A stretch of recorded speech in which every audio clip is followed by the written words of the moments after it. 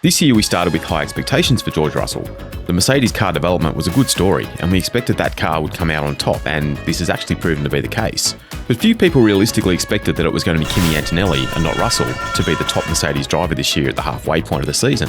Antonelli has the most poles and has the most wins, and generally has seemed to be the most competitive, but Russell still has done some pretty good things and has outperformed Antonelli in 5 key areas.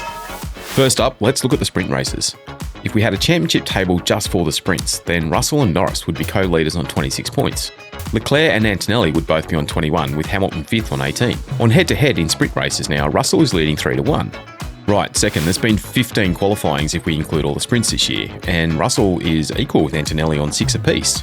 They're actually dead level on poles, but Russell leads sprint qualifying. Right, third, on average, Russell has finished higher than Antonelli in every race. Don't believe me? Have a look at the numbers. George's average finishing position is 3.89 and Antonelli's is 4.09. It's amazing the difference when you look at a small sample set over 11 races and what a couple of DNFs or a couple of very low finishes like Antonelli has had at Silverstone can actually do to the average number. We can get a bit cute with this number because it depends on how you include DNFs and retirements and how you calculate it. But either way, Russell's still ahead. Okay, next, and here we're going to be a little bit cute. There's a couple of small stats where Russell is ahead.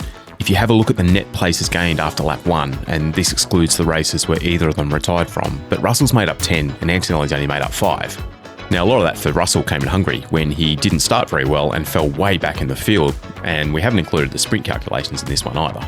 Right, next one. Russell has not been shown a black and white flag this year for track limits, whereas Antonelli has been shown 2 in Barcelona and Britain.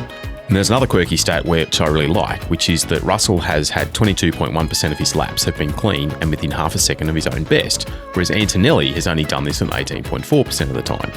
So looking at the data, when you combine these two things, Antonelli seems to be pushing harder, and George might be driving just a little bit more conservatively, which might reflect his experience. There are, of course, a number of counterweights to all these stats, and it's shown most evidently by Antonelli having the most points of the year.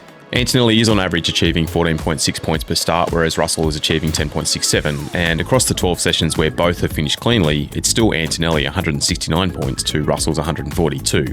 So where it all counts, it's Antonelli well ahead, and based on the first half of the season, it's hard to see Russell catching up, but we really are looking forward to seeing a competitive second half of the season after they come back from the summer break.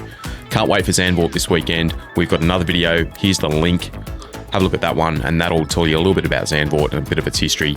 And thanks again for listening. Hit that subscribe button, leave some comments below, tell us what you think, and we'll see you on the next one.